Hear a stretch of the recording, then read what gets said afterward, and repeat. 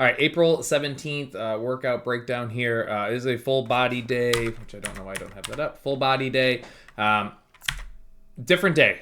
So every now and then, if you've been with us for a while, I love putting on full body days, kind of like complexy type workouts. I used to love the barbell.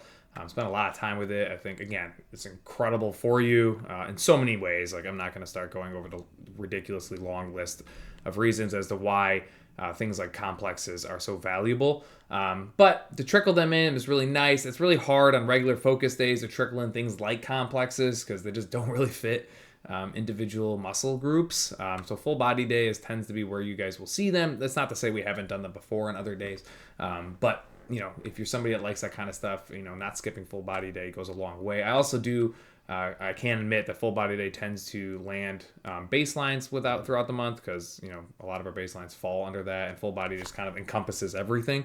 But I'm not sitting here saying that people skip full body. I don't think that's a trend. Not like cardio day, which I wish people would skip cardio day so much. Like if everybody knew the importance of your VO2 max and kind of like the, all cause mortality and what VO2 max means to that, like maybe less people would skip cardio day, but conversation for another time. So this workout is cool in the sense that I love giving you guys kind of full autonomy. It's not obviously full autonomy, like everything's written for you, but like you can go in any order you want here. You can dictate your output and your intensity level. If there's something you want to work on more than another thing, you can start with that and kind of put like full force into that and then kind of trickle into something else if you'd like. But again, just having the ability to kind of observe everything, go through everything, and decide what you want to do.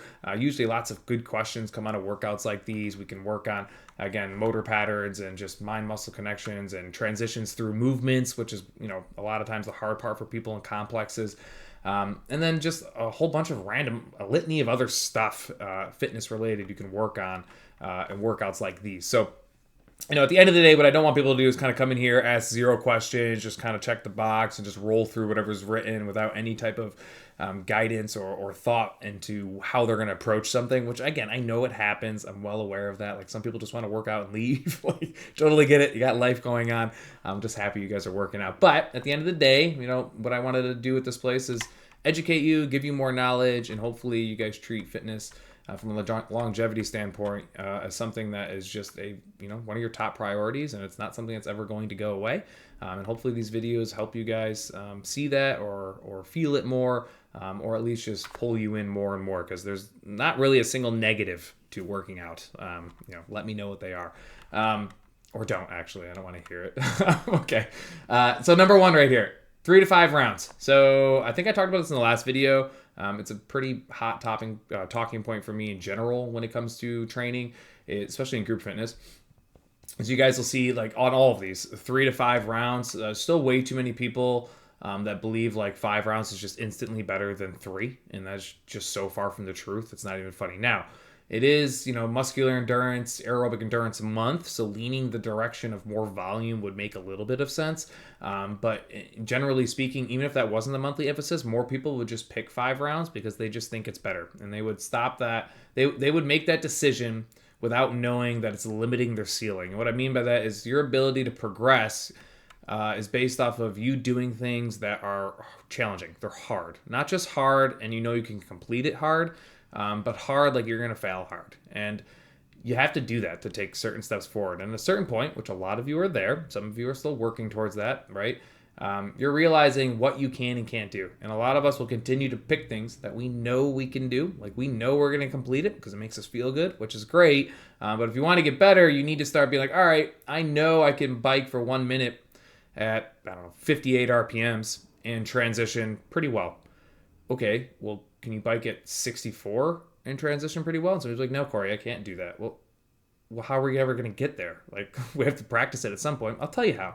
We do 3 rounds of it instead of doing 5 rounds at 58 and doing something that we already know we can do. So again, when you guys see variation like this, and I'm not talking about the lifts when you see 3 to 5 sets, that's completely different. Like this is an opportunity for you guys to increase output, increase intensity, test your thresholds and your capacity levels. But you have to do it on your own, right? Like I can't tell you to do that. I can just, throw it out there. It doesn't mean you need to do it every single time. It doesn't mean it needs to be like a end all be all. Every time you see 3 to 5 rounds, all right, Corey said I have to do 3 rounds. It's something I'm going to fail at. Like, that's not what I'm aiming for. But there is a time or place for it where maybe I slept good last night. I feel good. My body's not sore. I'm not dinged up or anywhere. I'm going to try to do something I'm unsure that I can complete. Like, and you're going to get more from that than constantly doing something that you already know you're going to finish before you start. Like, and I think a lot of you know that, right? But hearing it, I think, helps. So anyways, that's talking point number 1 right here. And you can kind of do that with all of these. Some are a little bit more volatile than others. Like, I think a lot of you guys will look at this and you're just like, I have no idea what I can handle for any of this. Fair. But you probably do know what you can handle on the bike. Or if you choose number 3, like the aerobic choice, you probably have an idea of like what you could run. Maybe if you're very foreign to the ski erg, today's a good day. Maybe you start with number 3 and you do 3 minutes on the ski erg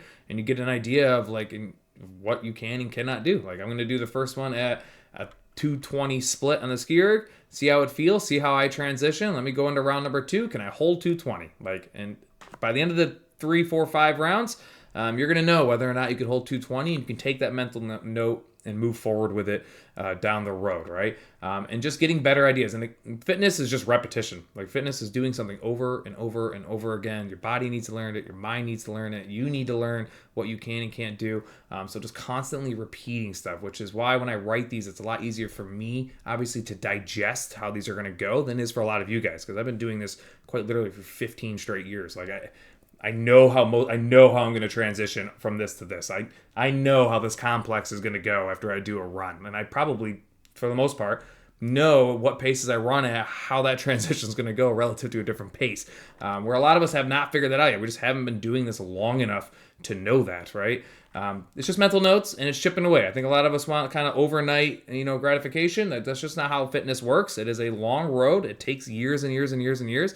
And I think a lot of you guys are realizing a lot of these movements are just not something you can just like do after doing 10 reps. Like, we need to do hundreds and hundreds of them, which only happens with time. So time is our ally. Everybody that I'm aware of has lots of time, knock on wood. So just keep chipping away, keep working at it, try to learn from each workout, walk out of the gym, like hopefully enlightening yourself one thing you were unsure of before you started. You don't got to write it down all the time. You just got to, again, take a mental note. So anyways, that's 3 to 5 round concept.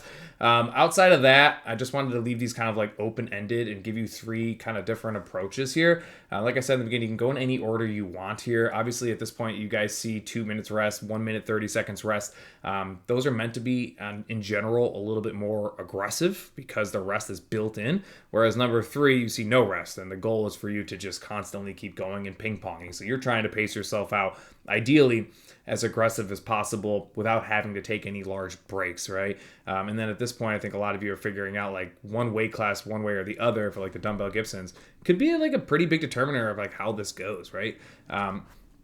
And then, of course, like we just talked about, paying attention to your 3-minute pace, depending on what piece of equipment you use, right, will go a long way as well to you doing 3, 4, or 5 rounds successfully, okay? Complexes, if you guys don't know this yet, again, it's selecting a set of dumbbells, working your way through a group of exercises without putting the weights down. So, in terms of writing or program a complex, you want it to flow really well. You don't want it to be clunky.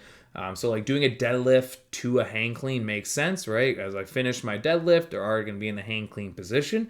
All right. So when I write these, I have to take all that into consideration. Like, I don't want to do like a deadlift to a front squat. Like, that doesn't make any sense, because if I finish my deadlift, I then have to hang clean them to my shoulders, which is 1 extra rep that's not even written. So a lot of that little stuff, I do think it's glossed over. Nobody really pays attention to that. So when you guys are going through these workouts, hopefully you can see how they flow. And you guys can be like, all right, it makes sense why we're going from a deadlift to a hang clean. I finish at the hang clean start.